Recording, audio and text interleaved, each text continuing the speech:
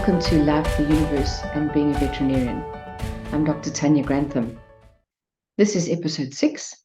In this episode, I'm going to be looking at life and death. So we are in the month of April, and April is an interesting month for me. It is the month in which my mother was born. It's also the month that she chose to leave this planet. And so April is filled with memories and celebrations of her life, actually. And last night, our little rescue cat decided to also leave this earthly plane. She gave us over 6 years of joy, laughter, companionship, and a whole lot of love. She was an incredibly delightful little being. And as I mourn her death, I also celebrate her life. It was filled with fun and wonder. I mean, each day was a new discovery. And she loved to hide in the hedge and wait to pounce on some unsuspecting dog that walked past. And those dogs are actually the patients. She had a very wicked sense of humor. She loved to lie in the grasses, the long grasses on the property, and again hide herself so that she could ambush some unsuspecting little dove. Or better yet, she could launch herself at the other cats on the property. They were like real rivals. So you might be wondering, where is this presentation going? April in our home is a month filled with birthdays and full of life celebrations. Life celebrations is what other people might refer to as the anniversary of a person or an animal's death. And I am drawn to talk about this right now because of the suddenness with which our little Shen left this planet.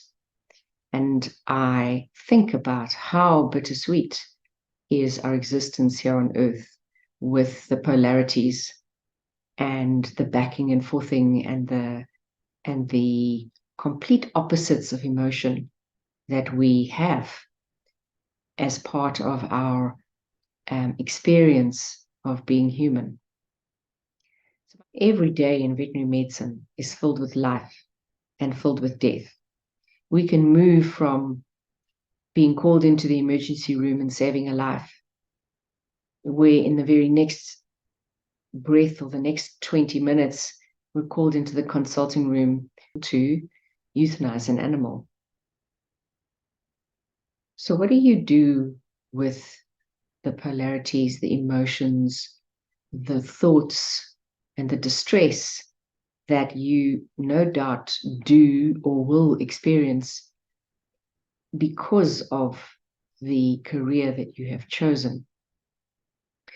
If you're not a veterinarian, please bear with me, because I do hope that the direction that this presentation is going to go in will allow you also to gain a few nuggets of assistance when you are faced with sudden death, and maybe not even sudden. Every veterinarian is called on to make peace with euthanizing animals. And that journey or that process is very personal. I don't think that because you might not be a veterinarian, that you don't also have to think about life and death. We are called on to get to a point where we are at peace about death. And I'm using that term deliberately because our society actually shies away. I think we are death phobic. So the animals that I have been called on to put to sleep, where they have been old, debilitated, where they've had such a large degree of trauma that I was unable to assist them, those ones are in some way easier to process and to accept than the ones which seem to be needless and only based on a human's selfish requirement. Each act of euthanasia impacts me enormously. I have no doubt that it impacts every veterinarian enormously. I had to reach a place where I was able to accept that part of my calling as a veterinarian. The course that my career has taken has put me in a position where putting an animal to sleep has become an incredible honoring of that beautiful being's life. And so I move from April being my month of celebrations through to vets having to put animals to sleep and into what do we do with the stresses, the angst, the fears, the grief that comes from losing a loved one. I don't make a distinction between humans and animals. I believe that our love for companions is huge. And I never underestimate the emotional distress and trauma that a person undergoes. It is not possible for me to make the comment of, oh, get over yourself, it's just a dog. So I would really like you to appreciate that I'm coming from a space of enormous respect for the relationship that exists or has existed between you and that being. So what do you do when your beloved companion dies? What do you do with that devastation? What do you do with that debilitation? Your whole world falls apart. The first thing I want to say to you is you have no control over that physical event. And there is no bringing that pet back.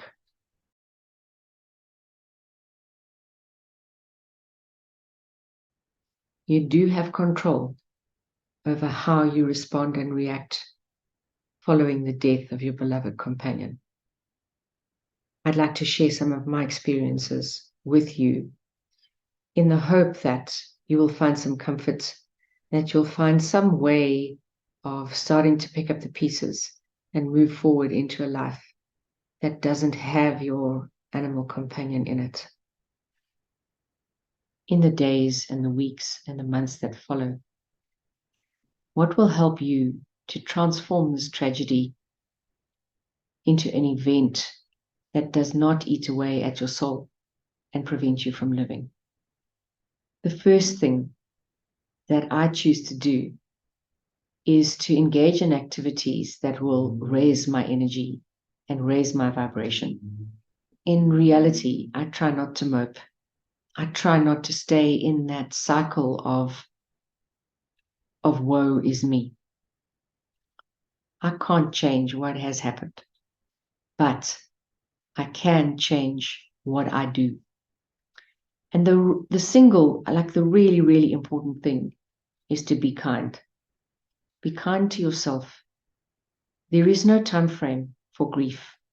There is no time frame for getting over the death of someone or getting over the death of that beautiful little dog that was your constant companion for more than a decade. There's no time frame. My beautiful bull mastiff passed away 2 months after my mom died. I was more traumatized by his death than by my mom's death. I had time to prepare for the death of my mother. My dog, man, we all think that they're going to live forever. But because I felt so strongly about my dog, I moved into a feeling of guilt because why did I mourn my dog so profoundly? And yet I was able to say goodbye to my mom with relative ease. And so I made an appointment to see a metaphysician. So he's a person that I've worked with for a good many years, and he looks at the traumas in your body, because we house trauma in our body. And so I made an appointment to see him, and he asked me what was troubling me. And so I told him what I told you about my mom and my dog, and the fact that I was feeling guilty. And he looked at me and he took a deep breath and he said, "But you've lost your best friend." And in that moment, I appreciated why I felt the way that I did. And so be kind to yourself, because you've lost your best friend. And being kind to yourself is also a way of honoring the life of the companion that is no longer with you. He or she would have wanted you to be kind to yourself. The second thing that helps me is really my belief system. And so we all have different belief systems. And I'm not here to ask you to change your belief system, but I'm going to share with you my belief system. So I come from a scientific background. I'm a vet after all. And energy, the entire planet, everything on this planet is made up of energy. And I've alluded to this before, but the more we move into quantum physics and the more we discover what's going on, the more we come to realize that this body that I present myself as in the physical form actually is more space than solid matter. The atoms and the electrons and the protons that buzz around take up more space between them than there is actually solid matter. And yet I present as a solid living being. But the thing, so we're energy. The thing that I really want to say about energy is that we know that energy cannot be destroyed. So I believe that the soul is energy. I also believe that our animal companions have a soul. And so when we transition from life to death, we know from humans of near-death experiences what happens when the soul moves from the body into another plane of existence. And so what helps me to work with the death of a loved one and the death of my patients is the fact that energy cannot be destroyed. Energy is transformed or transmuted into something else, into another form of energy.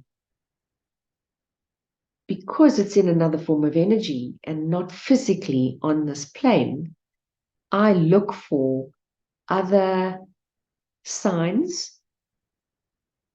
that enable me to remember that animal or that person. It could be conversations. I remember my dad when I wake up early and I'm enjoying the dawn and I'm watching the sunrise. My dad was an early riser. It was a beautiful space and time for him. When my mom died, one of my colleagues gave me a little miniature rose, and that rose sits on my balcony.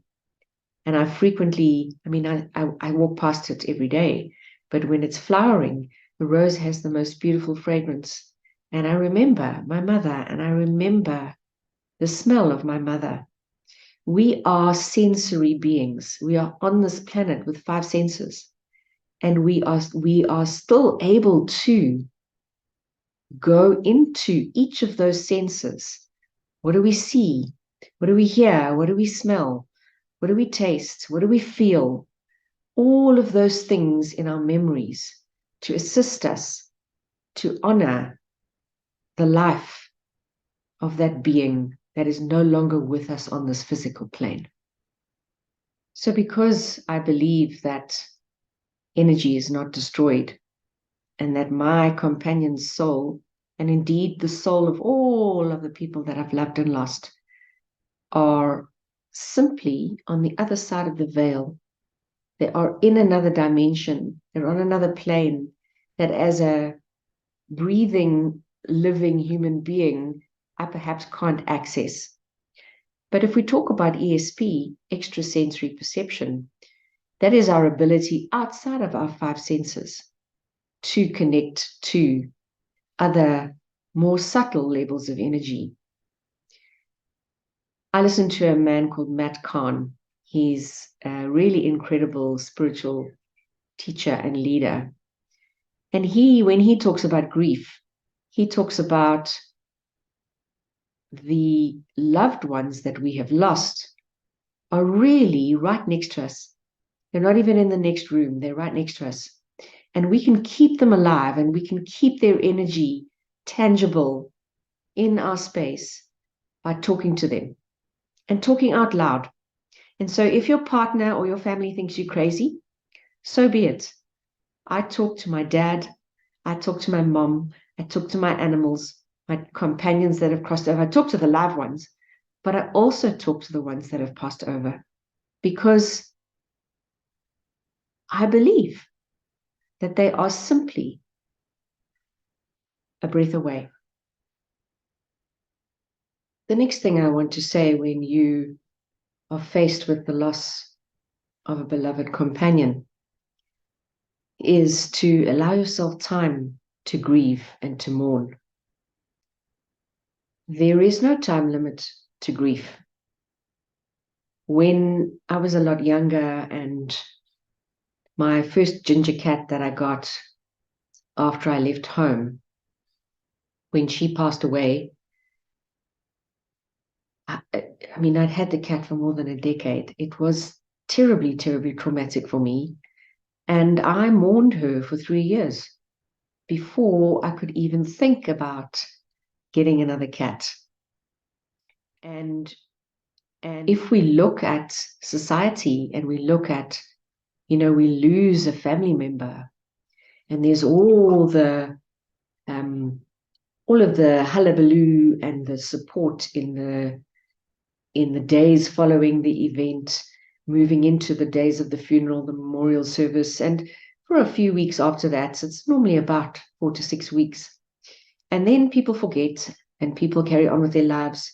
And people aren't faced with the empty space or the empty chair, the lack of conversation, the empty food bowl that you no longer, the animal that was dependent on you, that you no longer, there's no requirement to feed. People forget, but you don't.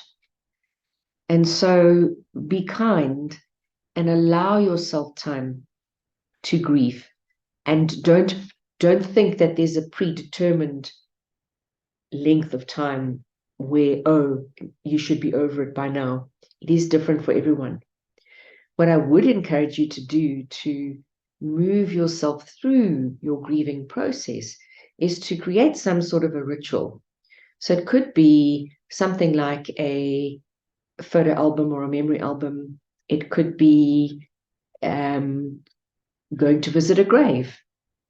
It could be looking at going to a favorite place or doing the favorite walk. Again, what we're doing is we're honoring and we're remembering and we're being grateful for the gift that we had of having that person or that pet in our lives. And we're celebrating really the joy and the love and the pleasure and all the good spaces and times that we shared. And so as we talk about society and time, I want to say to you that I've mentioned it earlier, I'm going to say it again. Our society is death phobic. We want to live forever. We're forever looking, we're looking at anti-aging. We're looking at, the fountain of eternal youth. we really don't want to die. And we are so afraid to die that we can't even talk about it. It's very difficult. People don't know what to say to you. People are very uncomfortable and they don't want to raise the topic. And so they fluff over everything. And, oh, how are you? And you're expected to say, I'm fine. You're not expected to go, I'm really traumatized still. And I can't find my equilibrium again. I'm still out of balance after, my dog died. What I would suggest is that we are brave and that we are actually starting to say what it is that we're feeling. And we're not saying it because we want to get comfort. We're not saying it because we want people to feel sorry for ourselves or because we're a victim. But sooner or later, as a society, we need to start having conversations that are difficult. That you find a person or a friend or a family member with whom you can talk about your dog or your cat or your mom or your best friend, whoever it might be, and talk and laugh and honor. I'm back at the honoring and the remembering, because the more we do that, the more we ease our grief and the more we ease our pain, the lighter we can become and the more we can start to look forward to our life and the adventures that our life is going to bring. And if I think about my little cat now that passed away so suddenly, I know, because of the way in which she lived her life, because she was filled with fun and joy and wonder, I know that she's not going to want me to sit in a place of self-pity and mourning for too long. She's going to want me to move on and enjoy my life. And honestly, what better way can I honor her than to choose to live the life that she chose to live, or to mimic it in as best way as I can. So as I close off this episode of Life, the Universe, and Being a Veterinarian, I would urge you to remember how your animal companions lived their lives and do your utmost best to be present every single moment of every single day. And that is the gift they give you, and that is the gift that you can give yourself. Thank you so much for taking the time to listen to me. As always, I'm sending you so much love.